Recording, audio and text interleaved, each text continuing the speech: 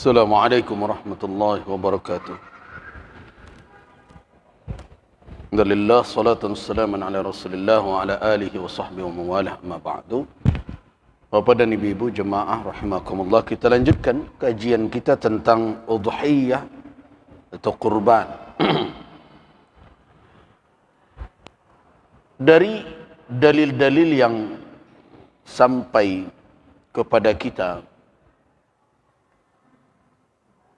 sudah mengetahui dan para ulama sepakat bahawa udhiyah atau kurban merupakan amalan yang disyariatkan. Ittafaqu ala dhalik, mereka sepakat.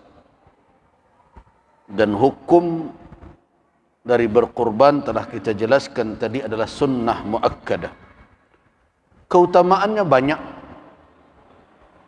Salah satu dalil yang sampai kepada kita adalah hadis diriwayatkan oleh Al-Imam At-Tirmidzi dan Al-Imam Ibnu Majah dari Ummul Mukminin Aisyah radhiyallahu anha.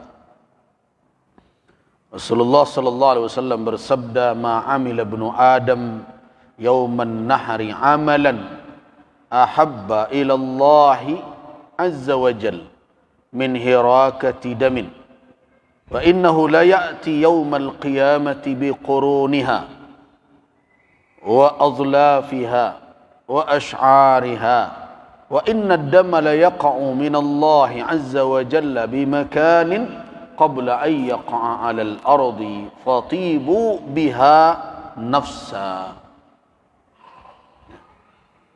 Tiada amalan yang dilakukan oleh anak cucu Adam di hari nahar, hari Idul Adha, yang lebih dicintai oleh Allah Subhanahu wa taala, oleh Allah Azza wa Jalla, dibandingkan dengan menumpahkan darah binatang ternak. Wa innahu la ya'ti, orang itu akan datang di hari kiamat kelak dengan tanduknya, kukunya, bulunya, dan sesungguhnya darah telah terjatuh di suatu tempat di sisi Allah Subhanahu wa taala sebelum dia jatuh membasahi bumi. Karena itu fatibu, maka relakanlah hatimu, ikhlaskanlah kamu dalam menjalankan ibadah itu. Nah, ini cukup sebenarnya menjadi terghiban, menjadi pendorong kita, motivasi kita, ajakan kepada kita untuk ikut dalam ibadah ini. Nah, apa hikmah dari ibadah tersebut? Setidaknya ada 4 dan bisa ditambah. Tapi yang jelas yang pertama adalah untuk bertaqarrub kepada Allah Subhanahu wa taala. Karena itulah barangkali makanya dinamakan dia kurban. Untuk bertaqarrub, makna taqarrub mendekatkan diri kepada Allah. Yang kedua adalah menghidupkan sunnah. Para nabi sebelum Nabi Muhammad sallallahu alaihi wasallam telah berkurban. Bahkan tadi kita membaca surat Al-Maidah, 2 orang putra Adam juga berkurban. Nabi Ibrahim alaihissalam diperintahkan oleh Allah untuk menyembelih putranya Ismail, dan diganti oleh Allah dengan sembelihan yang begitu besar, berkurban. Dan Nabi Muhammad sallallahu alaihi wasallam wazaba alaih, senantiasa, karena rutinitas Nabi itulah makanya para ulama meletakkan hukum kurban itu tidak sunnah biasa tapi sunnah muakkadah. Karena Nabi wazaba alaih, merutinkannya. Kadang 1 ekor, kadang 2 ekor. Bahkan di penghujung hayat beliau 100 ekor unta beliau kurbankan. Ada sebagian untuk dam beliau karena beliau mengambil haji qiran, dan banyak untuk udhiyah, untuk kurban, hadyu. Nah, yang ketiga adalah untuk berbagi kasih sayang dengan fakir miskin. Perhatikan surat Al-Hajj. Apa kata Allah Subhanahu wa taala? Wal budna ja'alna lakum, ayat 36 ya. Wal budna ja'alna lakum min sya'airillah lakum fiha khair. Fadhkuru ismallahi 'alaiha sawwafa fa idza wajabat junubuha fakulu minha wa at'imul qani'a wal mu'tar. Kadzalika sakharnaha lakum la'allakum tashkurun. Perhatikan kalimat wa at'imul qani', beri makan orang-orang yang qanaah, orang-orang yang susah tapi tidak mau meminta. Itu lebih didahulukan, diperhatikan. Kemudian wal mu'tar, dan orang yang meminta karena kesusahan. Orang susah ini ada dua bentuk. Ada yang tidak mau meminta karena dia memakai sifat iffah. Kita yang harus peduli dan mencari tahu. Ada orang yang meminta. Keduanya harus dijangkau oleh kita. Karena itu beri makanlah dua ini dengan korban binatang ternak tersebut. Ini dikatakan fa idza wajabat junubuha, apabila telah rebah bahunya. Karena ini onta, wal budna, onta kan disembelih tidak dirabahan. Kadang-kadang orang pulang haji kan macam saya cerita, orang Arab ke yo sadis, motong binatang sambil tagak sana. Iyo, karena unta tidak ada dirabah-rabahan. Paling onta itu kalau tinggi dia tidak terjangkau, diketoknya lututnya sehingga tersimpuh dia, dan ketika itu disembelih. Bagaimana menyembelih onta? Membeli onta biasanya pisaunya agak kecil, dan sebagian kadang melihatnya kalau tidak terbiasa ngeri juga, karena dia akan tusuk dahulu di bawah tulang lehernya itu, kemudian ditariknya ke bawah sampai putus. Kadang ada yang disambar begini saja. So onta itu kalau menggigit orang berbahaya juga, bisa terpelanting, tertarik orang karenanya.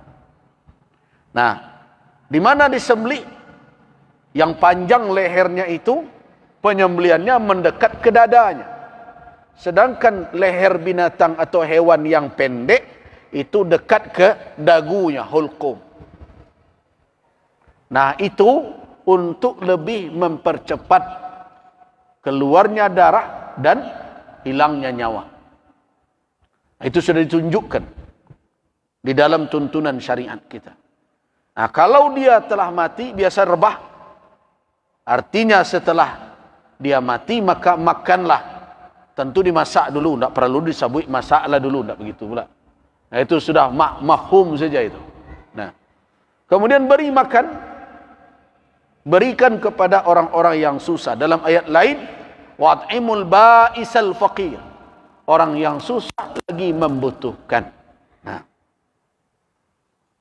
Nah, inilah yang jadi alasan bagi ulama, salah satu hikmah dari berkorban adalah berbagi kasih sayang dengan fuqara dan masakin.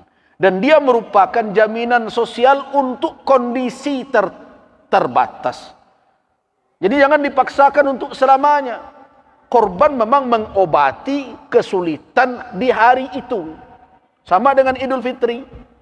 Karena itu tidak perlu pula ada ijtihad. Sekarang masa pandemi, sebaiknya korban ini diganti saja dengan uang. Nah, kalau uang, menyembelihnya. Nah, itu. Jadi tidak perlu harus dipaksakan. Karena jaminan sosial lain ada. Ada zakat, ada wakaf. Nah, jadi tidak dipason. Nanduwoiko, zakat fitrah dan korban memang ditujukan untuk solusi beberapa hari saja. Ini untuk temporer saja. Zakat fitrah untuk hari raya Idul Fitri, aghnuhum anis su'al. Jangan sampai ada yang meminta, jana dojo nan bakaruh wajah di hari itu, samo galak andaknya, samo sanang, samo menikmati. Zakat fitrah solusinya untuk sehari itu. Jadi zakat fitrah tidak diharapkan solusi untuk setahun. Jadi di dalam Islam, pengelolaan ekonomi umat itu ada sumber-sumber filantropi katanya, yaitu sumber-sumber kedermawanan umat untuk mengumpulkan potensi ekonomi umat untuk masalah sesaat, yaitu zakat fitrah dan kurban. Ada untuk masalah yang berkesinambungan, yaitulah zakat, itulah wakaf, itulah kafalatul yatim dan lain-lain gitu. Jadi tidak dipasukkan dek karena ikut ciek mentang-mentang covid, halal ke berubah lo korban tak lo binatang leh. Jadi tidak perlu sebenarnya ijtihad arah ke sana, karena ini memang solusi sekejap. Solusi saat itu minimal dari tanggal 10 Dzulhijjah sampai tanggal 13 Dzulhijjah. Nah, kemudian yang terakhir adalah untuk bersyukur kepada Allah Subhanahu wa taala.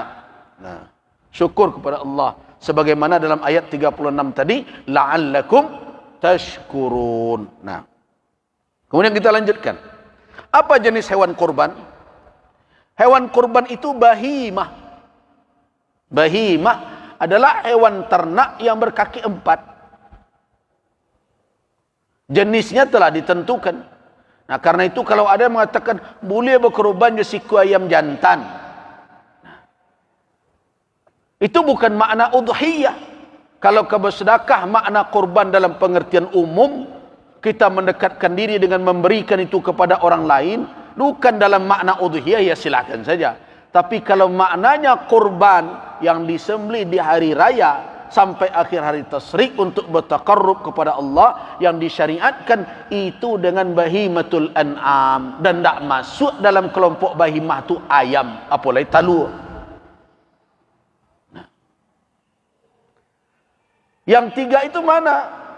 Domba dengan segala jenisnya, sapi dengan segala jenisnya sekarang, sapi Bali, sapi pesisir, sapi semental, limosin, terserahlah. Kemudian yang ketiga adalah unta. Kerbau dikiaskan oleh ulama masuk kategori sapi. Dan Nabi SAW memerintahkan agar menyembelih yang cukup umur, jangan menyembelih yang kurang umur. Ternyata umurnya ditetapkan, yaitu kambing 1 tahun masuk tahun kedua, sapi 2 tahun masuk tahun ketiga, unta 5 tahun masuk tahun ke-6. Nah, berarti yang menjadi syarat umurnya. Tu bakok giginya. Gigi itu tando umur. Tapi lun tentu lo gigi tangga sadonya le do. Mana tahu sapi kini gak rajin gosok gigi sehingga ndak tangga giginya, kan ndak tahu. Jadi yang penting umurnya. Kadang-kadang sebagian orang lun tangga gigi kecek orang 6 balon, ikolah layi terus kan kamu tunjuk lu akte kelahiran itu. Ikolah cukup kok. Ya cukup, kita percaya dia sudah apa boleh. Jadi ndak gigi itu tangga itu syaratnya umurnya. Ya bisa jadi belum tanggal karena apa? Ya silahkan saja umurnya. Cuma selama ini kebiasaannya orang melihat tandanya dari tangga gigi gitu. Nah, bagaimana kalau ada hewan ternak yang lain? Nah, ingat, hewan ternak ini maksud hewan ternak yang biasa diternakkan, yang jinak pada asalnya. Beko ada lo nama ngecem beko. Oh kini orang ada menternakkan ruso disembelih, tidak. Nah, ternak harimau ya tidak bisa. Jadi hewan ternak. Kemudian selanjutnya, syaratnya adalah selamat dari cacat. Apa cacatnya? Di dalam hadis riwayat Al-Imam At-Tirmizi rahimahullah, ada 4 cacat yang perlu diperhatikan. Kalau ada ini pada binatang korban, tidak memenuhi ketentuan syarat, la yujzi. Nah, jadi la tujzi'u fil adahi, kata Nabi, tidak memenuhi syarat dijadikan binatang korban 4 hal. Yang pertama, al-aura'ul bayyin awaruha, yaitu binatang yang buta, jelas butanya. Jadi siang hari berjalan nyantak jo tiang listrik, itu betul, tidak bisa dikorbankan, itu tidak memenuhi syarat. Yang kedua, al-maridatu bayyin maraduha, Yang sakit terbukti sakitnya. Nah, karena ini terkait kadang bermudarat kepada orang yang memakan berbagai macam, kita setuju dan mendorong agar binatang korban itu diperiksa secara kesehatannya oleh pihak yang berwenang untuk itu. Jadi jangan ditagan pula nyoba mereso. Supaya terhindar kita dari berbagai penyakit yang bisa jadi memudaratkan juga kepada manusia. Yang ketiga, wal arja'ul bayyin arjuha. Yang pincang jelas pincangnya, tidak lurus jalannya tu. Kemudian yang terakhir, wal ajfa allati la tunqi. Nan kurui nan tidak ada sum-sumnya. Bisa piano di tulang rusuknya, kira-kira begitulah. Nah, kurus sekali. Nah, apakah masuk di sini harus sapi jantan? Tidak. Nah, cuma kita setuju, Majelis Ulama sudah bertahun-tahun menyampaikan kepada masyarakat, para pedagang sapi, jangan dipotong jo sapi batino nan produktif untuk berkorban. Timbul pertanyaan, tidak sah kok sapi batino berkorban? Sah. Karena untuk berkorban tidak bersyarat jantan. Tu bakok ditagahkan bukan karena perkara sah, tidak sah. Kalau sapi betino produktif kau dipotong tarui, habisnya beko. Awak nak beralik orang Australia nak berlabur, tiuk tarui mengimpor sapi je tarui. Nah, kita menginginkan swasembada. Jadi masih ada keturunannya, tapi setiap nan produktif dipotong, apa lagi harganya lebih murah pula. Maka habis nanti pembibitan tidak ada lagi. Itu makanya didukung demi kemaslahatan dan keberlanjutan peternakan sapi supaya kita bisa terus beribadah dengannya. Maka kita minta umat jangan disembelih sapi betino nan produktif. Kalau naman dua pak boleh. Nah, atau tidak bisa beranak lagi boleh, sah. Kita setuju tidak menyembelih sapi betina bukan karena dia tidak sah, tapi untuk menjaga agar peternakan sapi berketerusan. Nah, supaya jangan terus impor juga, sebab impor kau merugikan umat. Nah, kemudian selanjutnya, kapan waktunya? Waktunya adalah setelah salat. Berdasarkan hadis Nabi, man dhabaha qabla salati fahiya syatu lahmin. Siapa yang menyembelih sebelum salat, itu kambing padagiang untuk dimakan deinyo dan keluarganya tu. Wa man dhabaha ba'da salah, siapa yang menyembelih sesudah salat, fahiya udhiyatum maqbulah, itulah korban yang diterima. Jadi bersyarat. Nah, cuma ada catatan bagi panitia kau. Panitia kau harus menerima kaji. Baak kalau seandainya bertikai waktu solat orang, aku nak cok di perhatian kau. Alhamdulillah, mudah-mudahan besok tidak bertikai lagi. Alhamdulillah beberapa kali ini tidak ada pertikaian sama awak. Idul Fitri kemarin sama. Mudah-mudahan besok tetap sama juga. Tapi kalau terjadi perbedaan, karena negara awak kau kan unik kok. Negara awak kau agak unik sikit. Hari raya sekian kali ditampai orang tak ada, mau jarang dah model ikut. Nah, jadi kalau ada peserta yang belum salat, bagaimana? Sedangkan panitianya salat lebih dahulu dari pesertanya. Bolehkah dia sembelih saja korban peserta yang belum salat itu karena berbeda? Tidak, karena dia wakil. Jadi status panitia itu wakil peserta, bukan penguasa. Nah, kini ada lo panitia yang merasa jadi penguasa. Status panitia itu wakil. Awak mewakili menerima amanah untuk menjalankan korban dari peserta korban. Jadi ketahui posisi awak. Heran nampak ada orang yang berabuk jadi panitia korban. Itu wakalah itu. Dan itu barik tanggungjawabnya, amanah. Nah, karena dia wakil, dia menjalankan sesuai dengan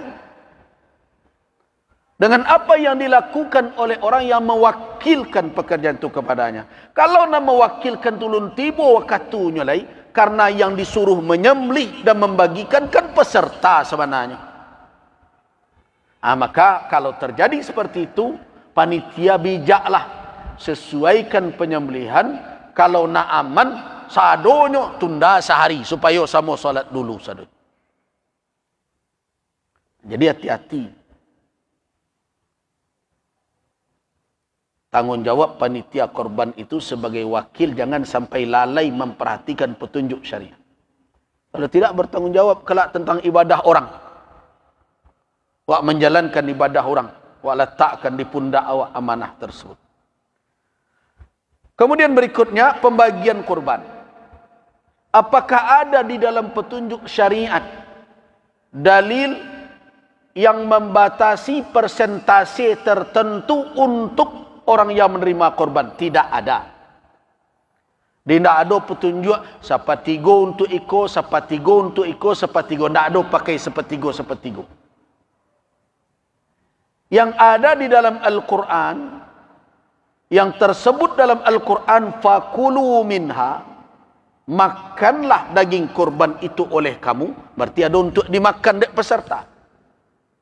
Kemudian wa at'imu, dan agih makan al-ba'is al-faqir, al-qani' wal-mu'tar, orang yang susah dan membutuhkan. Nah, di situ nampak ada dua, untuk dimakan dan untuk disedekahkan. Nah, bagaimana kalau orang tu indak menerima sedekah, indak pantas karena nyokayo, boleh tak diagih? Nah, para ulama mengatakan kalau boleh dimakan, maka boleh dihadiahkan. Muncullah 3 penerima korban. Untuk dimakan peserta, untuk dihadiahkan ke karib kerabat, tetangga dan handai tolan, untuk disedekahkan ke fuqara dan masakin. Nah, apakah 3 pengelompokan itu berakibat harus sepertiga? Tidak ada keharusan. Itu baca roh pembagiannya. Nah, di dalam hadis Nabi SAW pernah melarang orang memakan, menyimpan daging korban lebih dari 3 hari. Pernah. Kuntu nahaitukum aniddikhar luhumil adahi fauqa salasin. Saya melarang kamu kalian dahulu kecil Nabi, menyimpan daging korban lebih dari 3 hari. Nah, mana kok dilarang Nabi? Rupanya sebagaimana dalam hadis Ummul Mukminin Aisyah radhiyallahu anha, itu li ajli dafah. Karena banyak orang dari luar kota Madinah datang meminta daging. Melihat orang banyak yang membutuhkan, maka dibatasi oleh Nabi yang diambil oleh peserta. Nah, sekarang tak ada dafah tulai kecil Nabi. Fakuluha, makanlah, wadakhiru, simpanlah. Bahkan ada pensyarah hadis mencari hadis itu mengecekkan kalau baikon tak ada orang yang betul boleh dimakan disimpan sampai tahu mungko tak apa aja. Nah, jadi tampak pembagian korban itu tidak ada keharusan pembagian persentase, tapi berpedoman kepada apa? Kepada kondisi kebutuhan umat. Nah, begitu.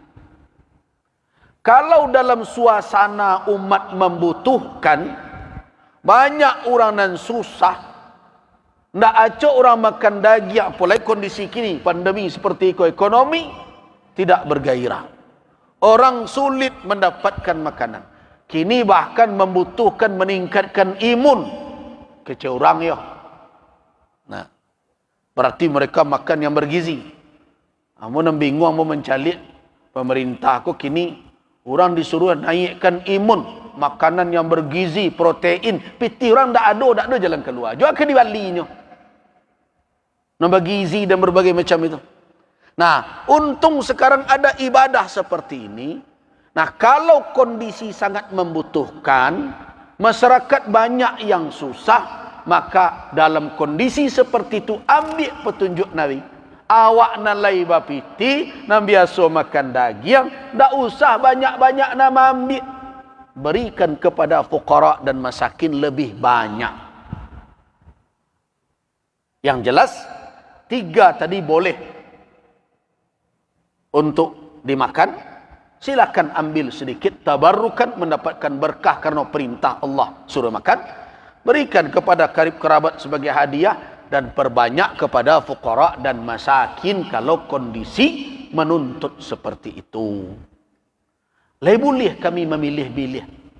Nah, kalau nan dipilih itu adalah sesuatu yang disenangi, bukan karena ingin memberikan nan buruk ke orang, dan diambil sebagian, tapi kalau tujuannya nan rancak de awak, nan buruk ke untuk orang, kanai oleh ayat dalam surah Al-Baqarah, wala tayammamul khabitha minhu tunfiqun walastum biakhidhihi illa an tughmidu fi. Jangan kamu pilih-pilih nan buruk nan indak ketuju dek nafsu engkau, itu nan engkau infakkan. Padahal kalau engkau mambinya sambil memicang mata, dek tak ketuju je selera. Jadi apa kata Allah di awal ayat? Anfiqu min tayyibat. Nan lama-lama nan ketuju dek selera lah dan diinfakkan. Tapi kalau layado je untuk orang, pengen jawab seketek, tak ada masalah dalam hal itu. Tapi kalau di awak sesadonya lama, daging padek peserta, gajebo gelemen tu, tu lain tu kaji. Tapi kalau sekedarnya, tidak ada masalah. Boleh saja. Kan tak sado daging padek untuk peserta dan bermacam. Boleh dia minta sedikit, tidak ada masalah dalam hal itu. Selama tidak membatasi yang baik-baik untuk peserta, yang tak ketuju bagikan ke orang. Kalau begitu caranya, tentu tidak bersesuaian dengan bagaimana berinfak yang baik di dalam petunjuk syariat. Kita lanjutkan. Apa yang disunnahkan? Disunnahkan apabila masuk awal bulan Zulhijjah, orang yang berkurban. Nah, orang yang berkurban di sini adalah orang yang atas namanya kurban itu, dan dia yang mudahhi. Kenapa ini saya jelaskan? Karena seorang yang berkorban boleh melibatkan keluarganya untuk mendapatkan keutamaan kurban itu di sisi Allah. Itu makanya ada fatwa, satu keluarga itu cukup bagi mereka 1 ekor kambing. Tapi ingat, nambah korbannya surang.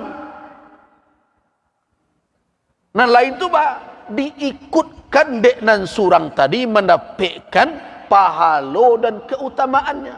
Nah begitu. Jadi bukan sekeluar ateh nama sekeluarga, tidak. Atas nama satu orang. Sebagaimana Nabi SAW ketika menyembelih binatang, korban beliau, apa kata Nabi? Allahumma hadha an Muhammadin wa ali Muhammad. Beliau sebut nama beliau dulu. Ya Allah, korban itu dari Muhammad dan keluarga Muhammad. Berarti yang berkorban siapa? Muhammad sallallahu alaihi wasallam. Keluarga Muhammad diikutkan oleh Muhammad menerima, mendapatkan keutamaan korban tersebut. Gitu. Jadi siapa nan mengamalkan sunnah, tidak memotong kuku, tidak mencukur kumis dan bulu badan lainnya. Nah, ketika awal bulan Zulhijjah masuk adalah orang yang ingin berkorban, yang mudahhi itu. Nah, berdasarkan hadis tadi, idza ra'aitum hilala dzil hijjati wa arada ahadukum an yudhhiya falyumsik. Tahan dahulu dari kukunya dan bulu badannya sampai dia selesai, sampai disembelih kurban. Sunnah hukumnya. Kalau nak di kerajaan ia nak mendapatkan keutamaan mengamalkan yang sunnah. Sah kah? Tetap sah korbannya. Ledak batal karena itu? Tentu tidak. karena dia masuk dalam kategori rukun dan syarat. Kemudian kalau dia bisa menyembelih, dia sembelih langsung kurbannya. Disunnahkan karena Nabi menyembelih langsung.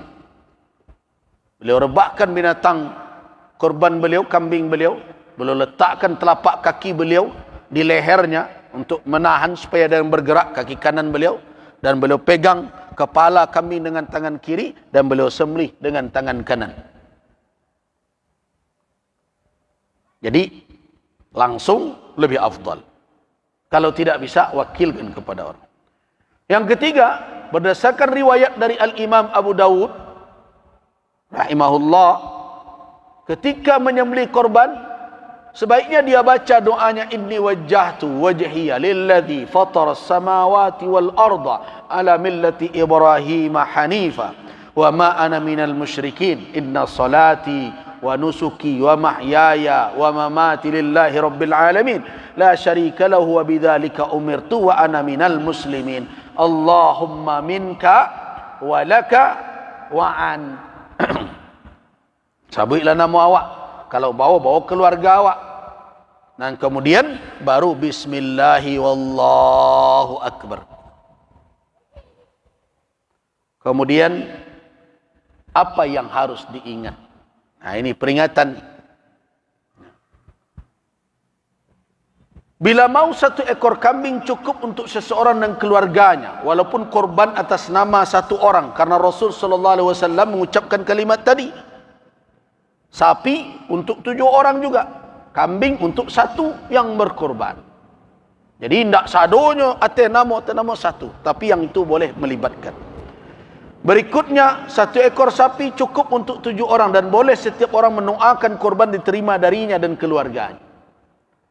Berkorban untuk si mayat tidak wajib tanpa wasiat, namun boleh berkorban untuk si mayat atau menyertakannya dalam doa. Dia boleh juga diikutkan dalam doa supaya korban ini juga teruntuk untuk dia. Walaupun bersedekah afdal, bersedekah dengan uang wakaf afdal dibandingkan dengan berkorban untuk si mayat. Kalaupun juga dilakukan korban untuk si mayat, sebaiknya tidak dimakan lagi dagingnya oleh keluarga almarhum atau almarhumah. Sedekahkan seluruhnya. Kemudian tidak dibolehkan memberikan bagian dari korban sebagai imbalan untuk upah. Ini sepakat ulama. Dalam penyelenggaraan penyembelihannya, baik kepada pekerja termasuk panitia. Jadi menyediakan kupon khusus untuk pekerja, menyediakan kupon khusus untuk panitia, dan mendapatkan dengan kupon itu daging korban tersendiri atas nama itu namanya ujrah, jasa, imbalan dari pekerjaan. Itu dilarang oleh Nabi. Seluruh mazhab mengatakan terlarang. Ambo heran, kini ada orang nan anggan mengarajuan itu ndak amuh. Dengan berbagai alasan, la tabiaso disiko. Mana yang lebih tinggi? Petunjuk Rasul dibandingkan kebiasaan awak. Rasulullah sallallahu alaihi wasallam melarangnya. Di dalam hadis sahih dalam riwayat Imam Muslim dari Ali bin Abi Thalib radhiyallahu anhu, amarani Rasulullah sallallahu alaihi wasallam an aquma ala butnihi. Aku diperintahkan oleh Rasul untuk mengurus unta beliau, wa amarani, bahasanya celik, dan memerintahkanku, Nabi memerintahkanku, an aqsima luhumaha, untuk membagi dagingnya, wa juludaha, kulitnya, wa ajillataha, dan hiasan punggungnya. Jadi untuk korban tu biasanya diselimuti pakai kulit binatang pula, sehingga gagah bentukan.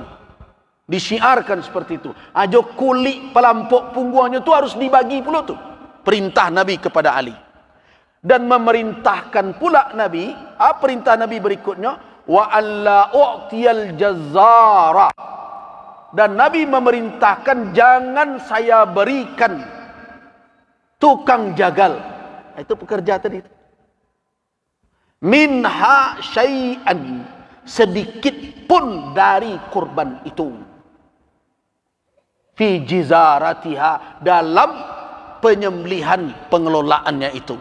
Wa qala, dan Nabi berkata, nahnu nu'tihi min indina, kami membayar dari kami agihkan dari kami, jadi itu agihkan.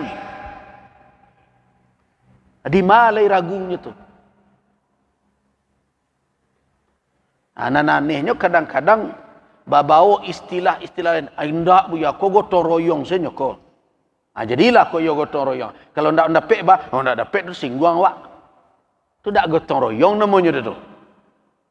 Nah, kalau ada mendapat dek karena itu ujrah namanya tu. Terserahlah wak agih nama macam-macam. Kadang nama tu untuk mailak dari petunjuk Nabi. Wajar ndak itu umat Nabi Muhammad begitu? Oh ndak, kami sukarela saja. Kalau ndak diagih pak, ndak mau dah. Tu ndak sukarela namanya tu. Kalau ndak sukarela tu diagih ndak diagih ndak perlu liwat dah. Tapi ini kupon kau khusus kau untuk pekerja, kau untuk panitia. Mana kau mendapatnya? Karenanya pekerja. Boleh ndak awak dan ndak bekerja dapat kupon itu? Oh ndak bisa. Nah itu namanya ujrah. Kama seka dialih, kama seka diputar lalai. Hakikatnya itu jasa pekerjaan. Itu nan dilarang dek Rasul. Tapi bukan berarti orang itu ndak boleh mendapat upah.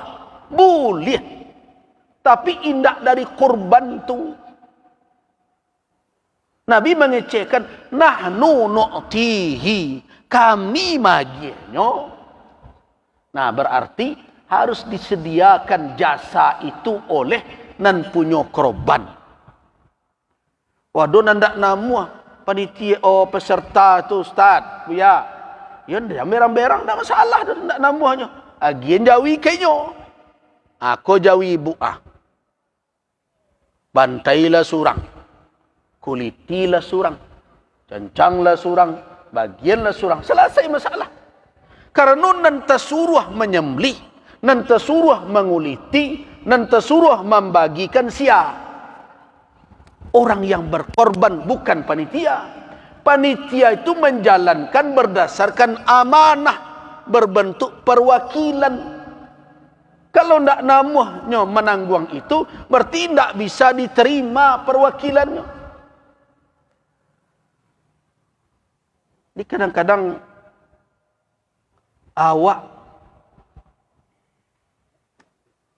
tidak mempedomani petunjuk itu. Bakarih jo caru awak dengan berbagai alasan. Mana kau ndak sami'na wa ata'na saja wak?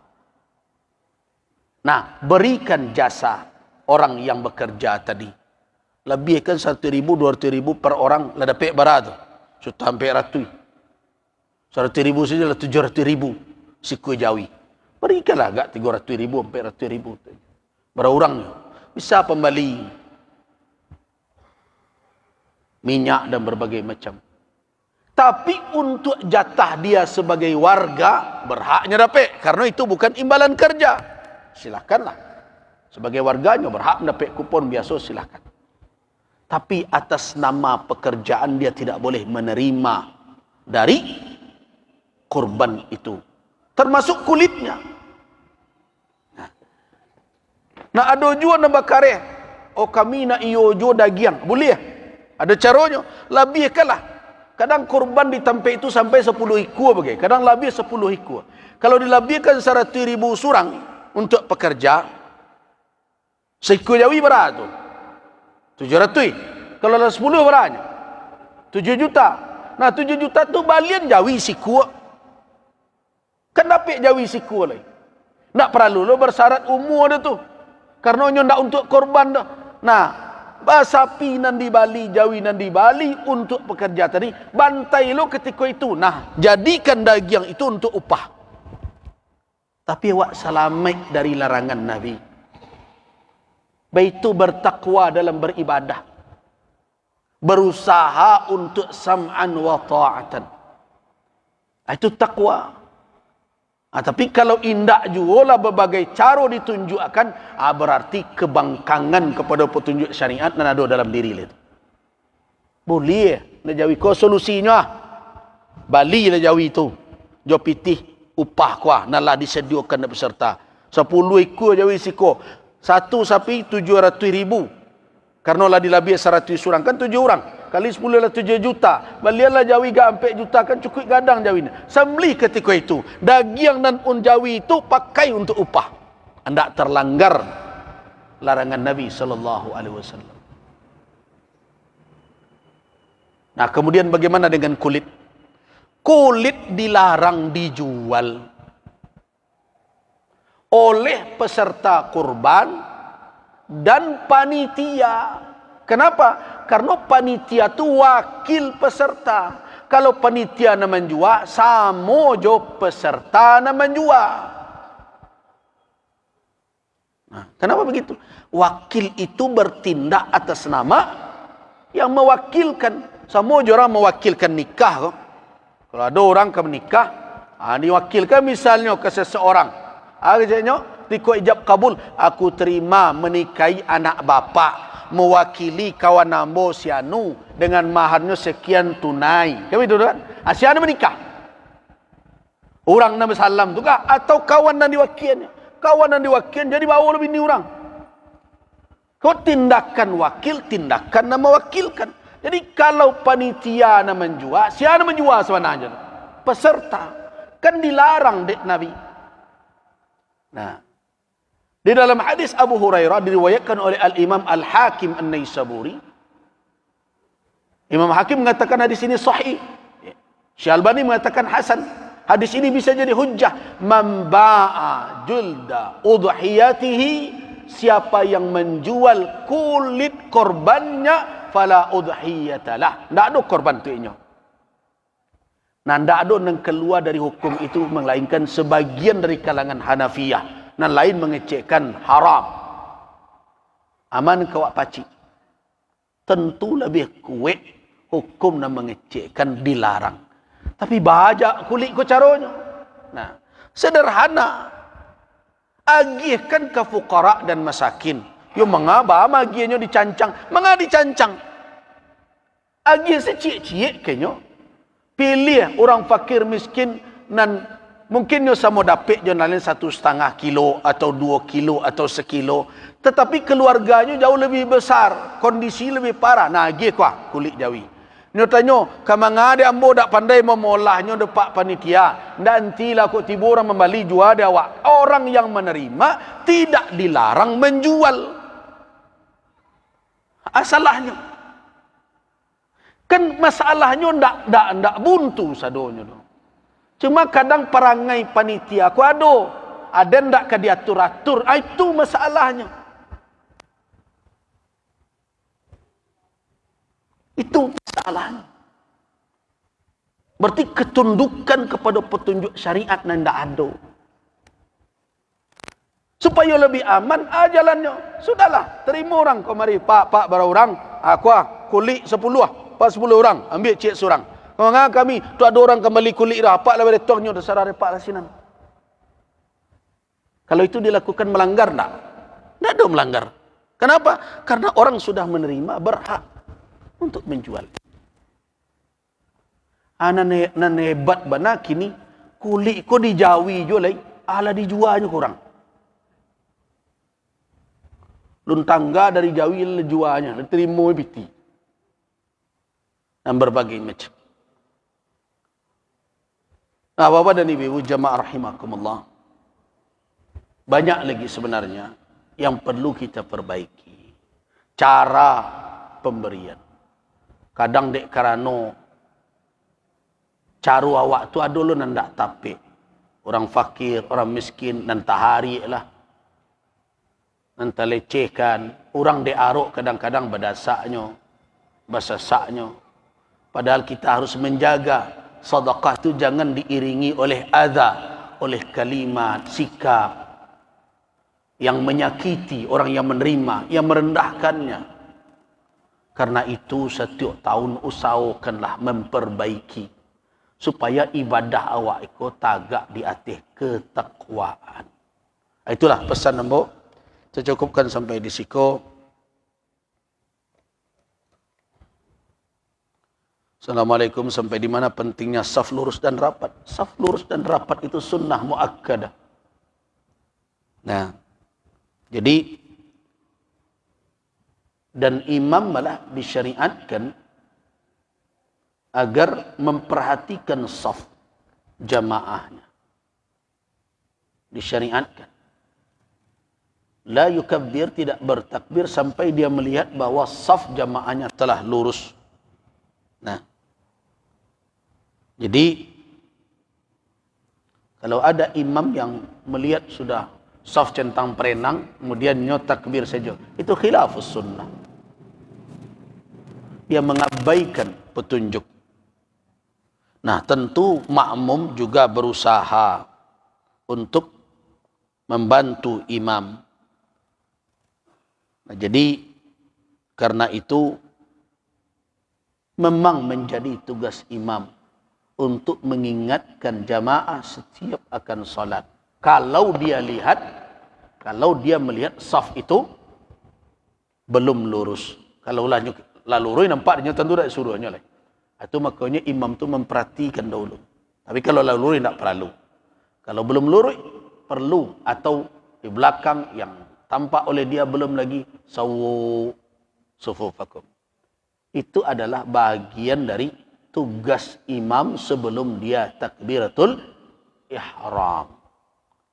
Itu bertambah kerja, tidak bertambah, memang kerajonya. Memang kerja imam itu. Bukan bertambah kerja imam. Memang itu kerajonya. Nabi SAW mengingatkan, sawu wala takhtalifu fatakhtalifa qulubukum. Samakan saf kalian. Jangan kalian bertikai-tikai, kata Nabi, nanti hati kalian bertikai-tikai pula karena itu. Nah, jadi karena itu ini adalah bahagian dari tugas imam. Nah, jadi bukan tambahan ya. Tapi memang adalah tugas imam untuk mengingatkan makmum agar merapatkan atau meluruskan saf. Selesai itu jawabannya. Dia bertambah? Tidak bertambah. Nah, apakah terkait nanti susah menyatukan umat? Nabi menjadikan itu sebagai isyarat. Kalau kamu bertikai-tikai dalam solat, bisa bertikai-tikai. Maka bertikai-tikai, takhtalif. Bertikai pula hati kamu sekalian. Tentu bisa. Kenapa tidak? Orang tak namu sejajar je orang lain tentu bersabab. Nah, jadi aturannya sebari, kini nyo anggan untuk itu.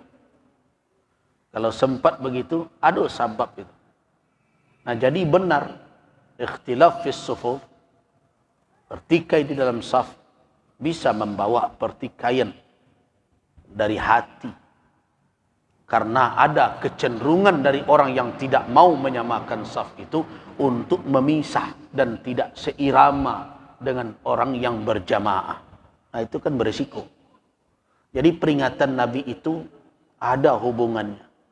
Dan kalau kita fahami, ada alasan rasionalitasnya.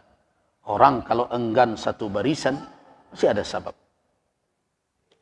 Padahal di dalam aturannya satu barisan. Orang enggan merapat, ada sebab. Nah, karena itu sering tidak memperhatikan saf, baik dari sisi kelurusan dan kerapatannya, bisa membawa kepada pertikaian kalbu. Hati tidak menyatu. Tapi kalau setiap orang mempedomani yang lain, maka dia akan sama geraknya, sama barisan, sama perasaannya bahwa dia sama-sama menjadi makmum pada imam yang satu. Jadi karena itu kalimat Nabi fatakhtalifa qulubukum itu benar adanya. Secara psikologi, kalau orang sudah tidak mau seragam dengan orang lain, pasti ada penyebabnya. Wallahu a'lam.